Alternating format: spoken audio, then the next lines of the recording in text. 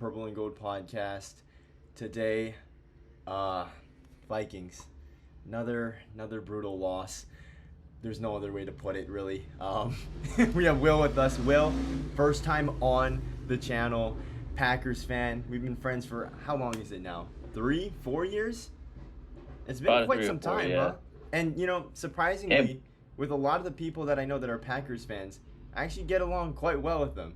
But when it comes down to the games itself, yeah, no, we don't really like the Packers. I don't think I have to explain much there, and they don't really like us. But we're gonna do a recap again as it is. It's been rough this season, okay? But we're gonna push through it, and it's kind of just trusting the process because I think all Vikings fans can acknowledge the fact that this team, this roster as a whole, is good, but you're missing the most important position right now. And we might not necessarily be missing it because McCarthy could still be the guy, but it's going to take some time. This is his 6th game in the NFL. He's the youngest starting quarterback in the NFL.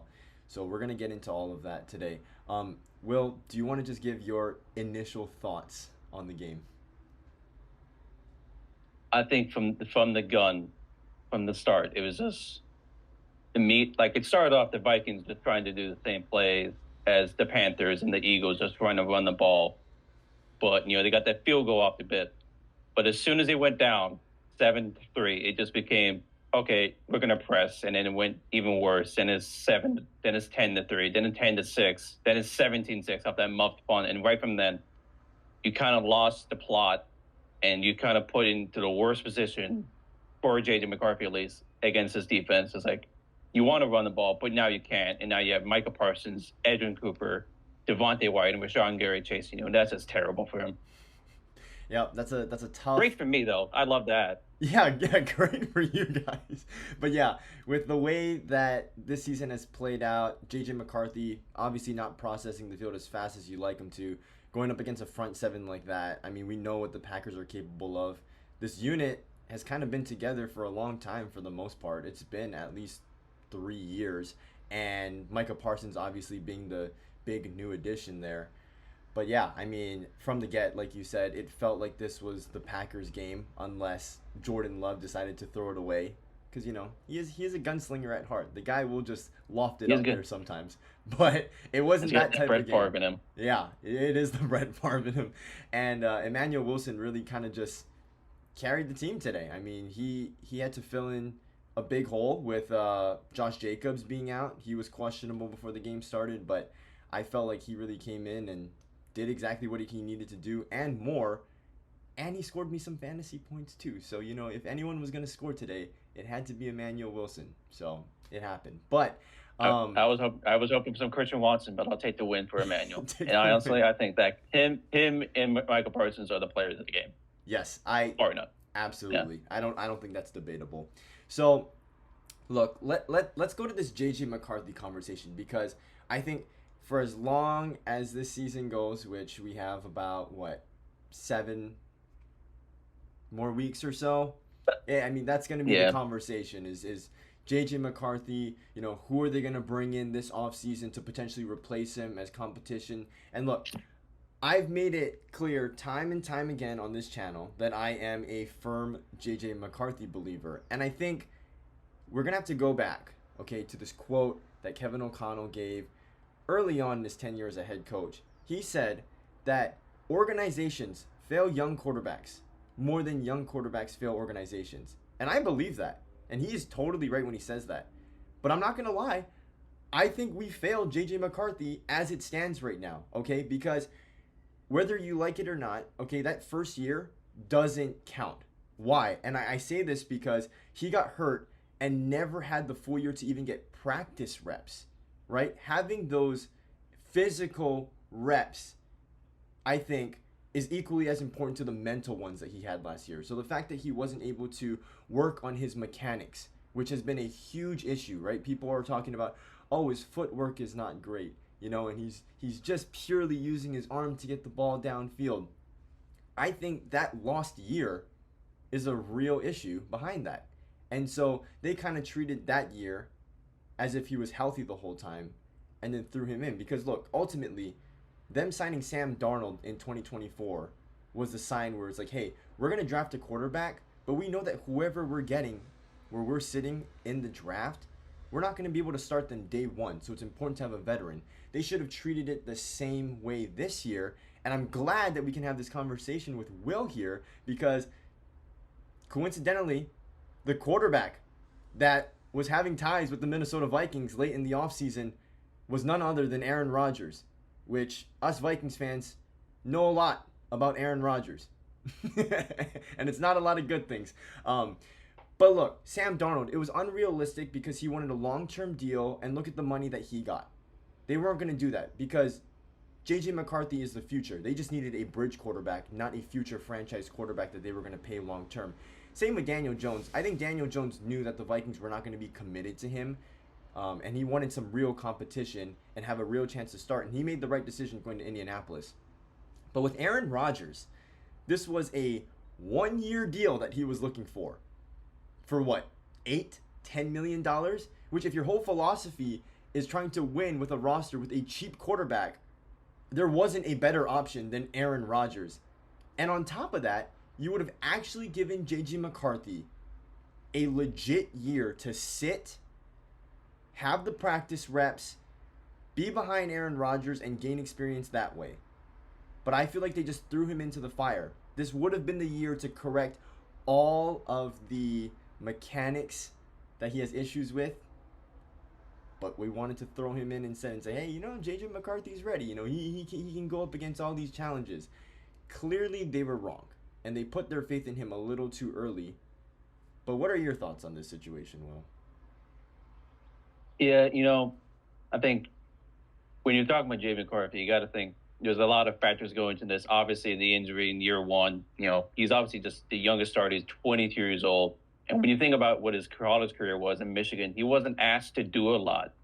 It was just like to just run the ball, play good offense, just be ahead of the sticks, make a play here or there, but he was basically just a game manager in Michigan.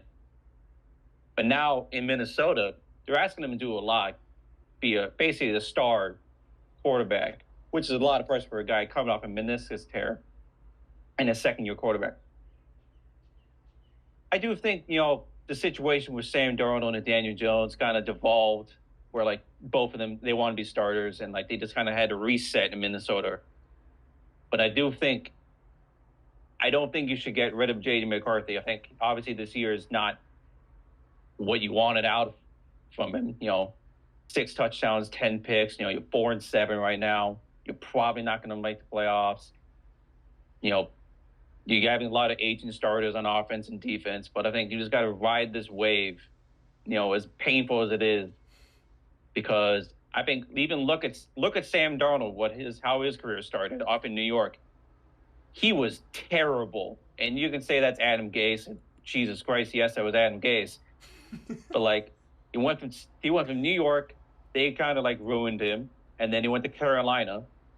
And then he had a year in San Francisco, then he went to Minnesota. So you don't want that to happen to J.J. McCarthy, because I do think J.J. McCarthy is talented. He's a project, and he's a young quarterback, and young quarterbacks in this league are going to get blocked every year. You see it with J.J. You saw it with Jordan in his first year starting.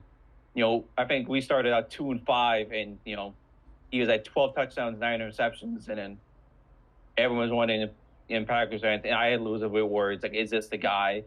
But then that run he had against, it started with Rams and then ended with the Chiefs game where he just like, okay, this is the guy, and we believe in him. So I don't think you should move on from Jameis.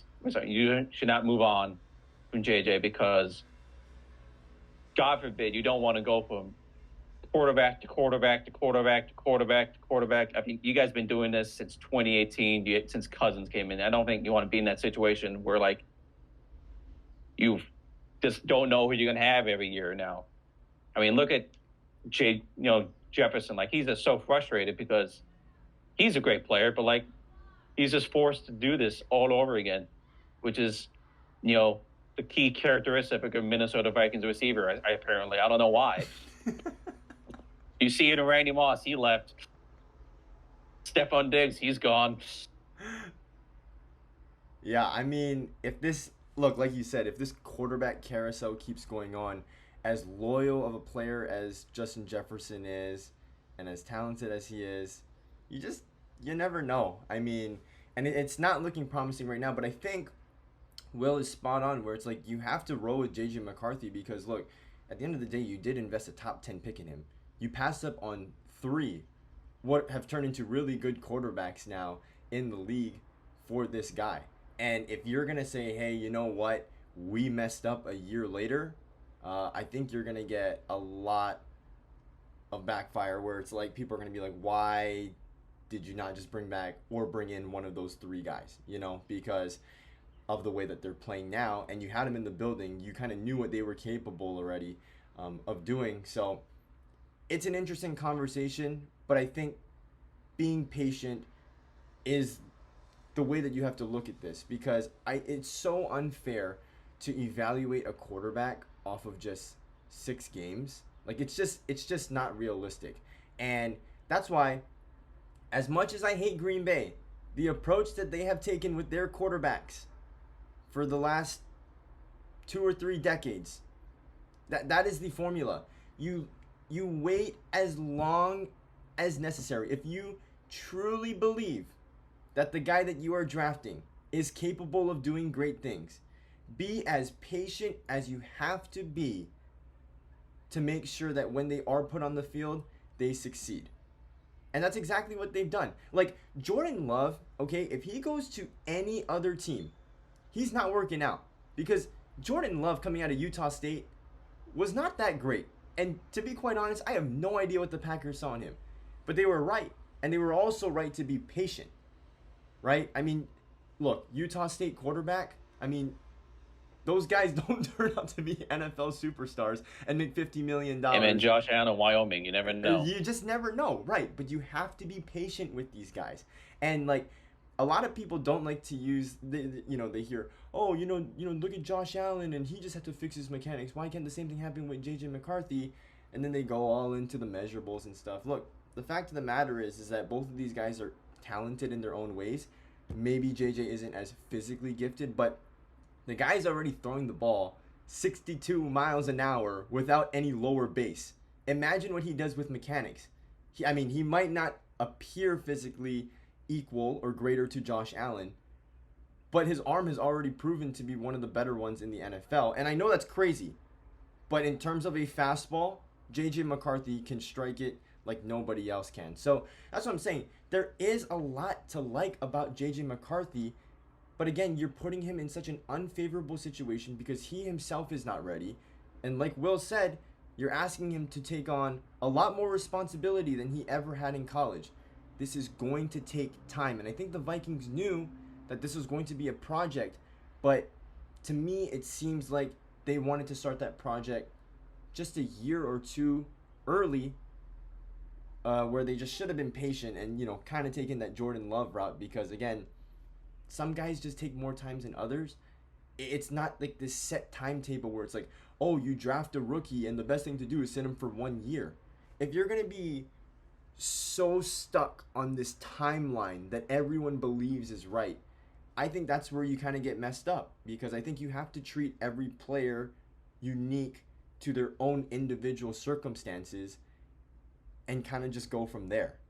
But again, if you're going to just say 1 year and that's it, you're really setting yourself up for failure in situations similar to the one that the Vikings are in now. Yeah, I don't think you want, as a fan, you have your team position, just think 1 year and that's it. Because then I think looking at the roster for the Vikings, I think it's at the tail end of a window they had. Now they just got to reopen it because I think they have a lot of aging players in there. Yep. Aaron Jones is age 30 season. I don't know why Adam Thielen is back. He's done nothing, but Yeah. for the vibes, I guess, for the vibes. And then Harry the Hitman, Harrison Smith, he's probably going to retire. You got a lot of aging players, and looking at the inverse, the Packers for the third year in a row, the youngest team in the league. And yes, there have been struggles. God knows I've seen it and felt it, but they're opening a window and resetting. You can't just run with this old roster you got. It's got to. I think next year probably just reset a full off season with JJ as quarterback, and it'll be better, most likely. Yeah. And that's a great point that you bring up as well, because this roster is primarily built on the back of free agents, which is why this team is going to be entering 2026 with negative cap space. And you're right, this window is short, but it's here right now. And I do agree with you. I think next year it's do or die. And after that, you're going to have to tear this thing down because, I mean, a lot of these guys are over 30 years old, and it's just not sustainable, which is why I think Kwesi Adolfo-Mensah, as good of a season as the Vikings had last year and how they have had in his tenure here, we're going to see very quickly that this method of team building is just not sustainable. You have to build your team through the draft, right? There's no better way to do it because you have more guys on smaller contracts for longer periods of time. They're younger, and your window is just open for a lot longer. Look, I just don't think that you can keep this up for a long period of time, which is why this situation as a whole was so unique for the Vikings, because you were trying to develop this young quarterback while trying to win a Super Bowl at the same time, and those two things just don't go together more times than not, especially when it's a project quarterback too. And if the Vikings were arrogant enough to think, oh yeah, well, we can do it because Kevin O'Connell is this mastermind of an offensive play caller and he's been good with everybody. I mean, that just wasn't the way to handle this situation with JJ McCarthy. But look, let's transition, because you're gonna hear from so many different places about this JJ McCarthy situation. I think you guys kind of understand where Will and I stand. This is not something that we've talked about previously. We're talking through it right now, and it seems like we kind of see eye to eye in this situation, how the Vikings are handling it. In terms of the defense, look, I think the Vikings defense is still playing really, really good. Now, it may not seem like that because the Packers were kind of just tearing away, slowly eating up this defense through the run game. But look, they only gave up 23 points, and it wasn't overly flashy for the Packers on offense. And I think, part of it came off of that punt that went off of Miles Price's head, and they score a touchdown that's already in the 5-yard line. Like, this Vikings defense is really good. They truly only gave up 16 points today. And it's unfortunate that a defense as talented as this one is being wasted because of our offense. Because for as often as they're on the field, I mean, this defense is playing out of its mind good. And again, they're not getting the credit because the Vikings are not getting the wins. But you don't even have Jonathan Grenard out there, who's your best pass rusher. I think it just says a lot to the depth on this defense, how well constructed it is. But again, going back to the point that Will mentioned, right? It's an aging one. Hargrave is over 30. Jonathan Allen's over 30. How much longer do you have Van Ginkel for? Does Harrison Smith retire soon? It's just a lot of question marks, and it's a wasted season for a very good defense. But Will, you have any thoughts on Vikings defense?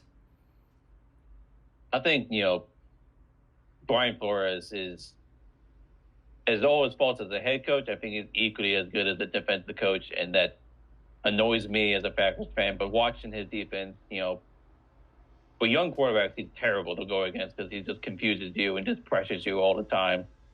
But I think, not long ago, you guys had like one of the worst defenses in the league. Like, I think you were like 31st in like 2022. Right. And then now he's completely turned it around. Now you're one of the most respected, most well-coached defenses in the league. And I think they're good at all levels. They got a great defensive line with Jalen Redmond, and then, Eric Wilson, and then Blake Cashman in the middle. Then you got Isaiah Rodgers, who kind of come out of nowhere. But yeah, I think there's nothing wrong with the staff of this organization. And not really much of the wrong the players in the whole. Is just the timeline for this team is kind of got out of whack. I kind of liken it to the Commander situation where, like, they drafted Jaden Daniels second overall, and then they weren't expecting him to go on this insane run, go 12-5, all the way to the NFC title game. Unfortunately, they lost to the Philadelphia Eagles, but like, they went to the title game, and now their timeline's reset. But if you look at that roster as a whole, that roster was not good enough or even qualified enough to hang with the big dogs. And you saw that in last year when they played the Eagles. They just got dog walked. And you've seen it this year when Jaden Daniels is out, unfortunately out. Like that team is just gone. Right. So with Minnesota, you jettisoned, Kirk Cousins because he also tore his meniscus, I believe. And now you had this aging roster. You're in the process of getting rid of it. Cutting it down, making it younger again. You got rid of Kirk Cousins. You got rid of Adam Thielen. You bring in Sam Darnold. You draft a young quarterback. And then, that what 2024 was supposed to be, I believe, in your eyes, was like, okay, let's see if JJ's the guy, number one. Number two, let's see who we can keep on this roster. And then number three, let's look towards the 2025 because this year is like, okay, let's just see who we have and cut down. When he got hurt and Sam Darnold came in and then went on his insanity run for no freaking reason, it kind of like warped your vision. Like, oh, no, this roster can compete. It's like, no, that was just a weird year and it kind of came out of the blue. And you kind of seen in the throes of it now where like this roster is aged. And now like you can't really compete with, oh my God. Okay, I thought that Jameis mentioned this third interception against the Giants. I was going to lose my mind. Anyway, but like, I think the timeline just got to just stay in the timeline you have. Like, you're just evaluating everybody. Obviously, you're going to keep Jay Jetta. Jordan Anderson maybe be a cap casualty because I don't think he's the same type of player as Jefferson, but he's still the number one in my eyes. But I think you just got to evaluate who you have and move on in 2026. And that's the year you got to be like, okay, what do we have? Because this year, I think, is a wash. Yeah, I think, at this point, I think it is too. I think there was some hope after the Vikings somehow beat Detroit in Detroit, which is still beyond me how that's even possible considering how this team has looked the last 2 weeks in the division. But yeah, I think that Commanders analogy is a really good one because it's almost the opposite where they have the quarterback but they don't have the team. We have the team, now we don't have the quarterback. Like, and I don't even think you can compare it to like, oh, which one is worse? It is equally as bad. And for the organizations, I understand it's hard to win in the NFL, but they have to take a real hard look at themselves and say, hey, like, are we really capable of doing this? Does it match up with the timeline that we've talked about, right?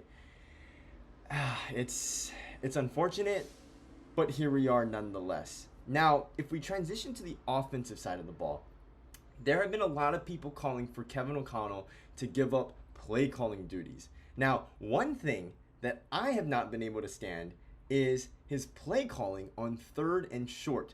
Okay, and it came up again in a crucial moment in today's game, okay, where the Vikings had ran it on every single play down to the red zone, and then it gets to 3rd and 1, and he tries a QB sneak. Sorry, not a QB sneak, a tight end sneak. A tight end sneak. TJ Hawkinson, who is a pure receiving tight end. If you were going to have a tight end or a bigger dude do it, why is Josh Oliver not the tight end doing it? The guy who's like 260 or 270 pounds. Why is CJ Ham not the one doing it? Or most importantly, why are you not just giving it to one of your 2 running backs who's averaging 5 yards a carry right now? And then, of course, you try it on 4th and 2, and everybody knows what's coming there. It makes no sense to me how a guy so smart as Kevin O'Connell is unable to pick up a yard on 3rd down. And this is not just a one-time thing. This happens week after week after week. I mean, the guy has to... I don't know if he's just overthinking things. I don't know if he's panicking because the play clock is going down. But he is just all out of his sorts in these crucial downs. And it's not helping the young quarterback out either. So there are some people saying Kevin O'Connell needs to give up play calling duties and give Wes Phillips a chance. Wes Phillips, our offensive coordinator, if you guys don't know, because he gets like no spotlight at all. But maybe he should be calling plays. So Will, what are your thoughts on that? I think, first of all, if I ever see, I've seen this too many times on my side, on the Packers side. If I see another short yardage play where you need a first down and the coach calls inside zone from the gun, I'm gonna shoot myself in the head. I can't watch that anymore. I've seen it. It happened again today, and like, why? Why are we calling it inside zone from the gun? Like, why aren't you just running power, like Emmanuel Wilson? No, screw it, from the gun. Let's not even cover Eric Wilson and A-gap. Just let him come in. Whatever. Okay. I think that play should be eliminated from football. Yeah, it's But like, no, continue. he's just, it's just. I think he's just same thing. I think you saw with Matt LaFleur during that stretch where we were just like we couldn't get anything going on offense. Yes. He's just pressing. He's just pressing. I gotta get it. It's like, no, dude. Just if you're gonna go for it, either run power inside with, I don't know, Jordan Mason with CJ hand blocking because he was going up and down on us, or just kick the field goal, make it 6-7. And I think that was at that point. Just keep with the flow of the game. I know it was like I wanted Matt to go for it on the fourth down. It was like 6-20 just to make it 27-6 for the memes, because every game we score 27, we just win for whatever damn reason. But like, Jesus, I just hate. They just overthink themselves. Like, if we do this, they're going to do this. Like, no, just trust in your players that you have, and they get the job done. I totally agree with that. It's sometimes you have to just put more trust in your players, and I guess you could say that with any play call, right? Whether it works or it doesn't, but sometimes it's just like, look at the personnel that we have, right? And both of us just mentioned all of those guys. So you have a running back in Jordan Mason who's like 215 pounds. You also have one of the few remaining fullbacks in the league, and it's not like he's a slump. CJ Ham has been a phenomenal fullback for as long as we've had him. And then you also have a $10 million backup blocking tight end. But you know what? No. Let's give it to TJ Hawkinson on a QB sneak, which I don't know if that's ever worked for us before. So anyway, I mean, again, just another classic example of overthinking. I don't think we should give play calling duties to Wes Phillips. If we want to, week 17, week 18, when we know the season is officially gone, like we are eliminated from the playoffs, sure, you have nothing to lose at that point. And if he's finding a rhythm and it's working with JJ McCarthy, sure, we can roll with it. But I think right now it's too early to make that call. There isn't one person to blame for this. You can blame O'Connell. You can blame the offensive line. You can blame JJ McCarthy. You can blame special teams.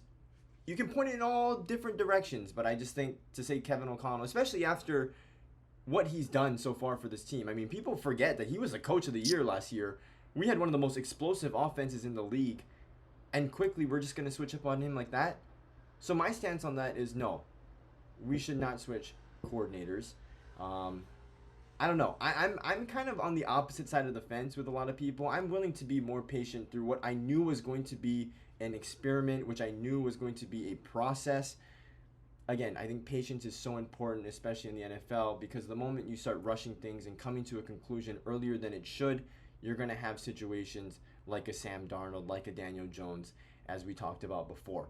Okay, we've talked a lot of Vikings, right? Oh, and let's do some bright spots here, okay? Because I know there was a lot of bad. I thought Ryan Wright and Will Reichard, our two special teams guys, they held down the fort today, okay? Will Reichard is incredible, and I stand by this. His only 2 missed field goals this year were when he hit the wire from the sky cam, okay? You're talking about 2, terrible misses.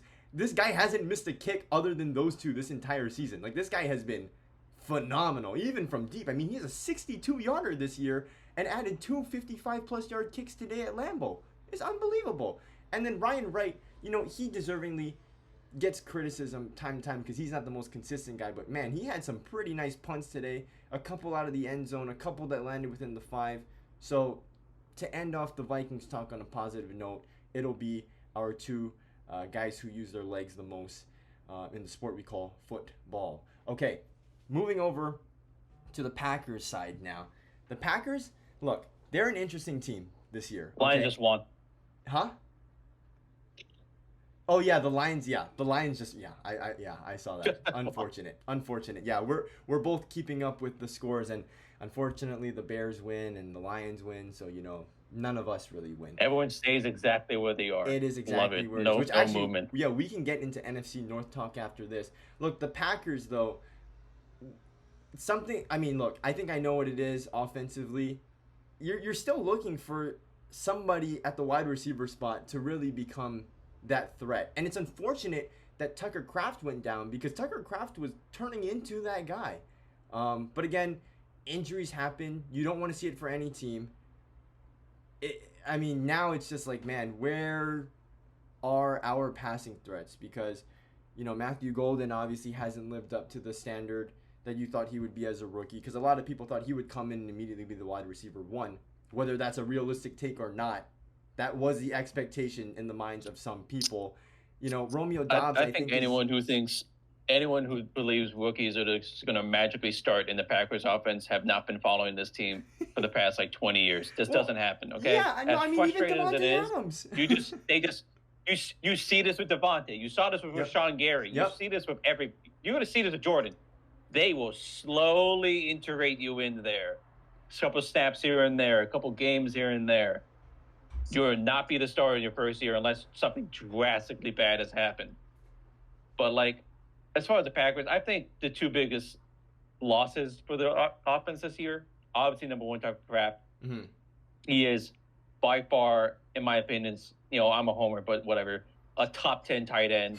No, You saw it in Stats yes, League. absolutely. And then, like, not only can he catch the ball, run after the catch, he can run block. He was the best blocking tight end in the league, in a game, on a team. But then, second of all, the second biggest loss, I think, happened week 2 when we lost Jaden Reed to a broken collarbone. Right. He was our gadget guy that was like, okay, we're going across the middle, shot across this. Oh, Jaden Reed, just throw it, a swing route. He's going to go and take it like maybe 30 yards. But like, we had lost that ability, and then we leaned on Tucker. And now with him out, we didn't really have anybody because like Christian Watson is our, he's expanding his route, but he's still that kind of deep threat guy. Yeah. Romeo is just a possession dude where he's like only intermediate. And then Dontavian kind of the same way. And Malik is just a backup. And then we have, Bo Melton, who is relegated corner turned backup wide receiver. Yep. Jesus, Who needs Travis Hunter, man? Come on. A poor man's Travis Hunter. We got Bo Melton. I love you, Bo, but Jesus. No, and then we got Savion, who's I think really good with the ball in his hands. I think he should be our main he's our main kick returner, and he's also our gadget guy. But I think once we get Jaden Reed back, I think you're going to see this offense do an uptick. But I think the biggest disappointment for me is ever since I've been a fan, since like 2003, I think we've always had pretty good offensive lines. And this year, the line has greatly disappointed me. Mm-hmm. Like Aaron Banks hasn't lived up to the hype. Jordan Morgan should be a tackle, but we have Rasheed Walker and Zach Tom, so there's no way he was going to get on the field. Right. And then Rasheed has regressed in a contract year, which is, I don't know how you do that as a player. Just get worse in a contract year. And then we lost Elton, who we put in at center, and then he regressed. So it was like all across the O-line, except for like maybe Zach Tom, who's been playing hurt since like week 1, has just been worse from last year. But I think Jordan's good. I think this is obviously his best year playing. I think, he has the stigma attached to him, which he earned as a freaking gunslinger turnover merchant, where he has 11 picks. Now he only has 3, so he's doing pretty well so far. I just think the offense as a whole needs to I think during that stretch we had, Matt LaFleur was just running it just because he wanted to. And team was just letting him. It's like, okay, we're going to play too high. We're not letting you throw over the top of us. You can't run block at all. But now this week we had Emmanuel Wilson go off, and I think he's earned some starter reps now. No, I definitely agree. I mean, Josh Jacobs is great, but again, one of the things that they emphasize right in today's broadcast is that there haven't been a ton of explosive runs, going over 20 yards this year. And I mean, Emmanuel Wilson didn't have any either, but it does help to know that, there isn't a super huge drop off because you know that Emmanuel Wilson, if you need him to be in there, you can rely on him to get you some pretty gritty yards in the trenches. Defensively, look, this unit is one of the best in the league, and since they got Jeff Hafley, they have been phenomenal. Right, this was a great pickup. You never know how these coaches are going to transition when they come from the college football level to the NFL level, but my God, I mean, anybody but Joe Barry at this point. Jesus Christ. Yeah. But look, Hafley has turned, in my opinion, into a top head coaching candidate in the league. I know everybody wants to get that new, innovative, young, offensive-minded head coach, but you look at a lot of the candidates coming up for 2026, a lot of them are defensive guys, and Hafley's definitely one of those guys in the list. So, look, I'm going to cross my fingers that he does get a head coaching job. I mean, Will, you should be too, because don't you want him to, succeed and make his money and, I need to start spreading some, rumors about this guy that he ran over kids in, a parking lot. I think, Jesus, I think everyone's going to be gunning for that New York job, honestly, the Giants. Yeah. And then some unlucky sap is going to be saddled with Tennessee. Right. No, yeah, that Cam Giants Ward's one. fault. Cam Ward's great. Jesus, that whole team is. Yeah. No. They don't have a team really in Tennessee aside from Cam Ward. But yeah, I mean that New York Giants job would be very interesting for Hafley. And I think the same way about Brian Flores. I'm like, I hope this lawsuit thing keeps going on because I love having Brian Flores as our defensive coordinator. But yeah, I mean, look, Giants. Imagine join the Giants and just tell Jackson Dart, you suck, dude. Just yeah. Full on 2.0. Yeah, that'd be great. Yeah, it's incredible, right? Because he gets the head coaching job in Miami, but still a defensive coordinator at heart, and shows it. And he doesn't sugarcoat it with his quarterback, which they hand selected. But I digress.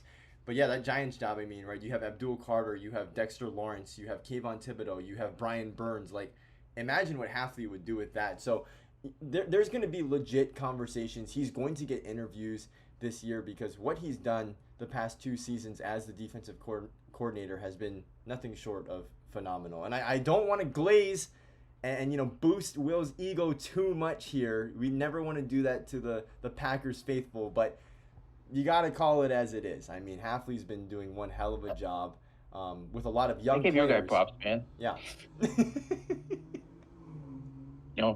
Glaze my guy, Yeah. Probably, I don't want him to leave, but I'm waiting for it. Yeah. But I just hope that we get some younger guy underneath. Probably gonna hire from within. I think our D-line coach will probably be the next one up. Look at that. Because we bought him from New England. Will's already prepared. But yeah, I think Jeff Hafley has bought. We went from Mike Pettin to Joe Barry, and then Joe initially in 2021 we went to Joe Barry. He felt different, he's gonna be the aggressive coach, and then he devolved straight back into I'm gonna put my corners 15 yards off the line of scrimmage, and whatever. Let's Preston Smith. I know you're defensive end. Cover Devontae Adams. What? Great defenses, but now you're Joe Barry, and I think he's brought a whole attitude to this team, to this defense especially. And I think last year there was a story on where Jeff Hafley was during the practice offseason program when they're going against the offense, he told the defense, don't let him win, man. Kick their ass, and Matt LaFleur got pissed off at him. So that's an energy I love to see, where Matt LaFleur gets angry at his own offense. But the defense is great. I think Michael Parsons, obviously the linchpin, and he's brought an energy to the team, because I think before we had a lot of really good guys, like Rashawn Gary's pretty good. We had Kenny Clark, who was pretty good. We have, Keyshawn's okay. Xavier McKinney, really good player. Edgin Cooper, I think he's going to turn into a star. But we didn't have a guy who was arguably the best at his position at any slot. Now we bring in Michael Parsons, and so much attention goes to him. I still think he should have got a holding call, but whatever. I saw it. Yes, he should have. This was early in the game. But no, I think this defense is. I'm not going to say it. I'm not going to even allude to any past defenses or past players. Just in case of jinxes, but I think this group has a chance to be something special, do something special. Yeah, And something this year that we haven't had a lot of that we had this game is the turnovers. Like we only had 8 coming into the game, but like, now we have 2. mm-hmm. With we have 3 with the fumble punt, and then Evan Williams with the pick, and then Isaiah McDuffie. So thank you, JJ, for upping our numbers. Jeez, I mean, yeah, I mean, JJ McCarthy was playing the freaking role of Santa Claus in freaking late November. I mean, those interceptions were like, who are you throwing it to? But again, guys got to be in the right spot to make the plays. I think like last year, the first one, I think the first one, I'll give him a break. He had Rashawn Gary on his hand. Yeah. Maybe I think he maybe diverted the throw. But the second one, that was just he's just a rookie pressing, and he's just gonna force it, and then Evan Williams is there. Yeah, just trying to. Evan Williams, I think, with the Xavier McKinney, again, homer take, best safety tandem in the league. That might be a homer take. That's a homer take. I understand that. That's why I preface it. It's like that's a homer take as hell.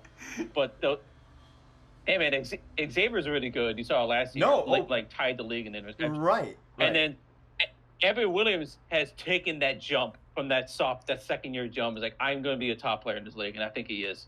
Yeah. No, I leads the team in interceptions. Yeah, I think you could definitely make the argument for safety tandems, but yeah, I mean Evan Williams, it's undeniable. He has played a lot better. I think that was a guy where I wasn't too familiar with his name coming into the season, and then at the beginning of this year, when you saw him making plays at all 3 levels of the field, I was like, okay, they might have a guy here, and he doesn't need to be Xavier McKinney because you have Xavier McKinney, but it's nice to have a guy who is solid enough at that other spot. Okay, now let's talk some NFC North here. Because you're going to be my NFC North guy this year. I don't have any Lions fans, don't have any Chicago Bears fans. So we're going to talk the division here because at this point, it's a 3-man race. I'm still curious to see how it plays out because, I mean, look, even if the Vikings are not in this race, in my opinion at least, it's still important because these teams are going to be competitive year in and year out. And who knows, whoever wins the division this year, could they build on it with more momentum heading into next year? It all matters. So, the Bears are still leading, the Packers are in second, and Detroit is in third. All 3 of those teams winning their games today. How do you see this thing playing out? As unbiased as you can be, Will. Unfortunately, I do think let me look at the schedule we got. I mean, we're going to Thanksgiving. Our next game is at Lions on Thanksgiving.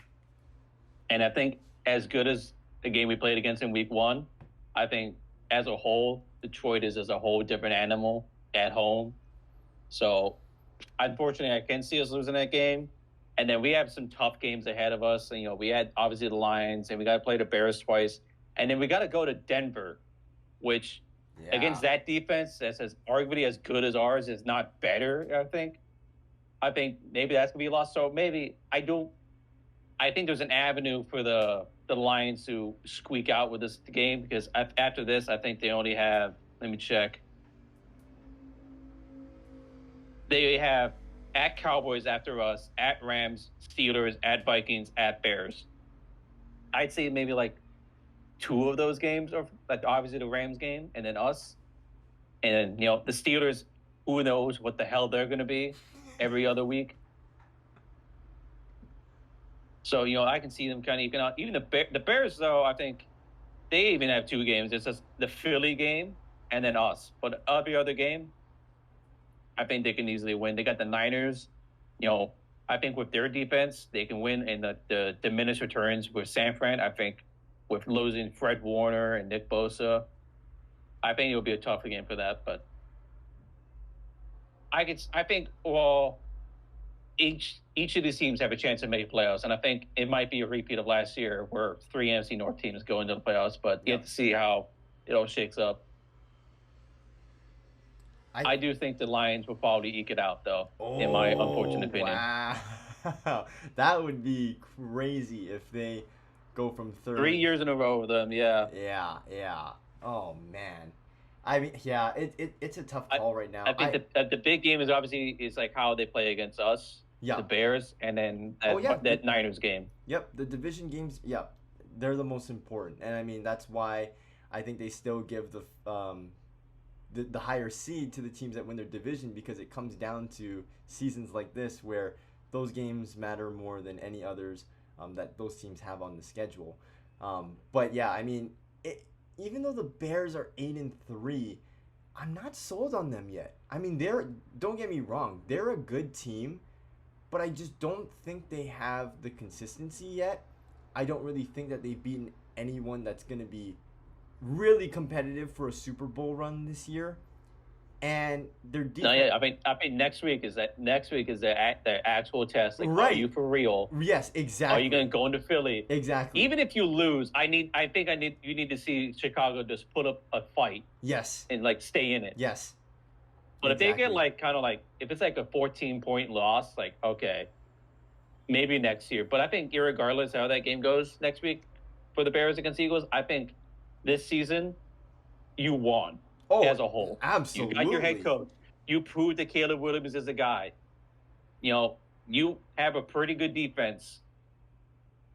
Like you're moved on. Like you are ready and set to go. You were kind of I liken this. I thought of this before the season. This is just 2022 for the Bears, for the Mm. Lions. This is the Yeah. 22 new Lions for the Bears. Just doesn't matter what happens. You just got to prove is Caleb Williams the guy? Is Ben Johnson the guy? Yes to both. Yeah. You're fine. 2026, go off, Yeah. That. and that annoys me. But it makes for good MC North football. Yeah. Yeah. It does make for really good competitive football, but I mean, yeah, that doesn't help either of our teams. And we talked about this before we started recording. Like Ben Johnson staying in the NFC North. Like it was already a nightmare when the year before he was like, you know what? No, I'm gonna run it back with Detroit one more time. And I thought for sure like they were a lock to win the Super Bowl. And when they lost, I was jumping for joy, and that joy quickly fizzled when I found out that he was going to be the head coach of the Chicago Bears because I said, well, he just went from a really good situation to, in my opinion, what can be an even better situation because of the quarterback that they have now. I'm not one of those guys who's like, oh yeah, I think for sure Caleb Williams is going to be this phenomenal top five quarterback, but Caleb Williams has a heck of a lot more to offer than Jared Goff, and we're starting to see it now with his mobility, with his arm strength. He's becoming more decisive as the year goes on too. So who knows where this thing goes? And I mean, I already believed in a guy like Rome Odunze. He was phenomenal at Washington. Luther Burden, they're trying to get him involved. Freaking Kyle Monangai. I mean, what the hell? There's no reason why this guy should be producing. Yet here we are because Ben Johnson's the offensive coordinator. It's it's tragic. But like you said, you got four very good coaches in the NFC North. There isn't a bad one, and it's gonna make it a very competitive division for the next decade or so. Yeah, I mean, the Vikings fan, you want to fire, Kevin O'Connell, just fine by me. Go watch and make Jackson Dart an MVP candidate. Yeah. That's what you want to do. Sure. You want that to happen? Sure, go for it. Exactly. Love that for you. Exactly. I want to go back to the days where you had 6 and 10 seasons for no reason. That'd be great. Let's go back to Mike Tice. 8-8 boys. Let's go. Mike Tice, yes, yes, the epitome of mid. You want mediocre coaches? Go for it. Okay, go hire some random dude because he had one good offseason Yep, that's what I'm saying. instead of a Vikings guy who's fans, proving it. they got spoiled last year, but I knew, look, this shouldn't even be a conversation. Like, this is a good head coach who knows what he's doing, but right now, he has to learn how to work with his rookie quarterback as much as his rookie quarterback has to learn to work with him. It goes both ways. That's how a relationship works, people. But yeah, so it's gonna be interesting to see how this thing plays out. If I had to make a bet, I'm not gonna lie, Will. And this is not like I'm trying to jinx you guys so this doesn't happen. I do think the Packers are gonna end up winning this division. I don't think that they're gonna be the 1 seed, but I just think No, that I think that's Philly all the way. yeah, no, I think yeah, Philly. I mean, they haven't even gotten all of their stuff together yet, and they're still winning games. But I think that this defense for the Packers, I mean, it's gonna be hard to overcome for a lot of teams. And I think like you said, once Jaden Reed comes back, this offense, I think, is going to open up again, and who knows where it goes from there. But I think I trust what they have right now just because of how long the guys have been together. I do think, although the Lions are 1 game behind, I do think that they're at an uphill climb because I still think they're trying to figure things out. It's not so much like how you guys are just battling injuries on offense, which you could point the finger to towards the dip in production. Like the Lions, I mean, they just recently switched over to Dan Campbell calling plays, so they're still trying to figure things out there. So I think the Packers can do it, but this is a legit 3-team race for the division. So it's going to be you just don't know who's going to do it. I think at the end it just comes down to it's just going to come down to those divisional games. Yeah. Which, I think at worst case, we'll probably split with both the Lions and the Bears. I think that'll bring us like 9 wins. Right. Yep, I think that's right. And then we got the Ravens at home. Yeah. Yeah. No, the NFL is competitive. It's a competitive landscape. For all the people who this league is the most.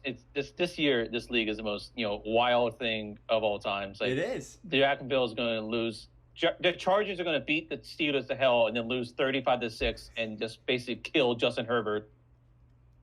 Nick Sirianni is going to co-spy while he has the greatest defensive coordinator of all time, and Howie Roseman just doing fucking devil rituals to get the players on the scene while he does nothing. Nick Sirianni is I'm going to go on. He's the luckiest coach of all time. He is. Nick Sirianni. If he was on any other team, fired. Yep. Fired. Yes. He is, dude. He is. Unbelievable. There is nobody. This guy just gets. There is nobody benefiting off of their GM more than Nick Sirianni. It is incredible. The whole conversation on the offseason about Dan Campbell, about like, is he a coordinator merchant? And it's like he just had Ben Johnson and what's his name? I forget his name. And Aaron Glenn. Aaron Glenn. Yes, Aaron Glenn. Yeah. And it's like, oh, he's just a coordinator merchant. Nah, man, they're so good. They're so pretty good. That identity is Dan Campbell. Nick Sirianni, I have Shane Steichen and like whatever his freaking name was in Arizona. Jonathan Gannon. Oh, yeah, no. Yeah. John Gannon, then 2023, terrible because he hired terrible coordinators. Yep. In 2024, I know, I'll hire Kellen Moore and Vic Fangio to come back from fucking retirement to coach my defense while I just sit on my ass and start fights with the mob. With freaking Big Bob or the fucking name is. I swear to God, they are running for the mob.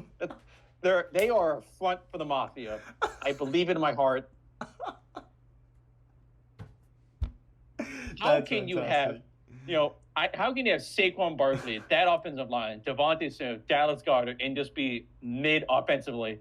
I don't understand it. Yes, exactly. It's incredible. It is honestly, yeah. Props to Nick Sirianni, because I don't know if anyone could be as bad as this dude is at managing an offense that looks like that. I mean, you arguably have the best offensive line in the league with all of those weapons. With a 1-of-1 quarterback who literally converts every 3rd and 1 and 4th and 1, which like makes your job like 100 times easier. But that's a whole different conversation. It's going to be fun because next year he won't hit the tush push because it's going to get banned. I already know it. I feel it in my bones. It is going to get banned. I think it is too. Especially with all the false starts happening. Like, the issue wasn't the tush push itself. Now it's just like nobody knows what's going on anymore. And so you got to get rid of it. Hey, let's just... Oh, they're rushing already? Oh, I can't call it. It's the Eagles. Oh, he fumbled? No, the play was over. I whistled it. Hey, guys, I can't call flags on the Eagles. It's the Eagles. What do you want me to do? It's unbelievable. I don't want the security guard to beat my ass in the parking lot. Yeah, Big Dom. Of a Philadelphia game. Holy crap! What does he even do? Exactly. What does Big Dom do? I don't know. Like, I think his official title is like security for the team. Okay, great. That is unbelievable. Like Jordan Mailata can't defend himself. Right. Awesome. The 6'8" behemoth from New Zealand. Cool. All right. Well, there's not a team I cannot stand more than the Eagles. I am with you, man. It's insufferable. It's a waste of coach. It is. Put Kevin O'Connell on Eagles and watch him become 17-0 every year. Watch that happen. Oh my gosh. All right, look. We'll end it off there. And look, I'm gonna give my final take, okay? And it's one thing that I want to reiterate before we end this video. We have to be patient with Kevin O'Connell and JJ McCarthy. And look, I will stand by this. I will stand by this. And look, I talked about this before. I talked about it early on in the season. I wanted Aaron Rodgers as our quarterback. He had terrorized us for years, and there was no reason why we shouldn't have brought him in. But at the end of the day, I am a firm JJ McCarthy believer. And whether he succeeds or he doesn't, I am willing to stand on that hill and say, hey, we should be patient and watch how this plays out, because you just never know. You never know.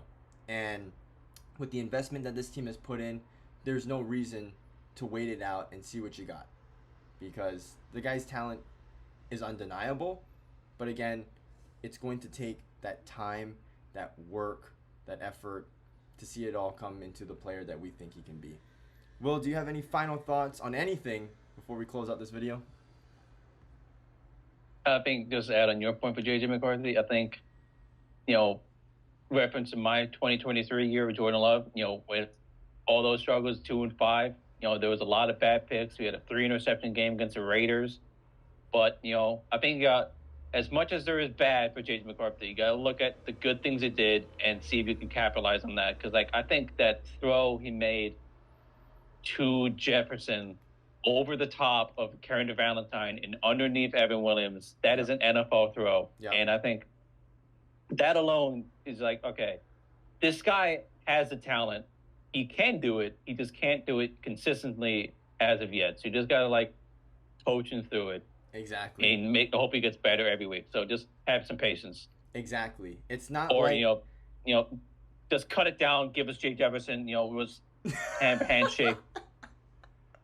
By the way, you'd have to give up 80 first-round picks to get Justin Jefferson on the Packers, dude. I'll give you a bag of chips and a crisp high five. But look, yeah, like Will said, we'll build off of this. It's all coachable. I think that's the thing that's important too. This isn't Anthony Richardson who's tapping his helmet because he's losing his breath. You know what I mean? JJ McCarthy will never do something like that. He's put in all the work that he needs to be great. It just hasn't shown up on the field yet. And it's all fixable. You're not asking him to throw the ball faster, I mean, he can already do that, but can you teach him to process the field better? Yes. Can you teach him to get better pocket presence and work on his footwork and, tighten up his throwing motion? Yes, you can do all of those things. So it's not the end of the world, but some people are acting like it. And show me a rookie quarterback that did not make a stupid throw every single game of his career. Yeah. Of his rookie season. Absolutely. I mean, for every Jaden Daniels, you have a Josh Allen with a 50% completion rate, okay? Yep. Exactly. You just got to wait. You just have to wait. Yeah. And, you don't want to do the comparing game too often because, like I said earlier in this video, you have to treat all these people like individuals.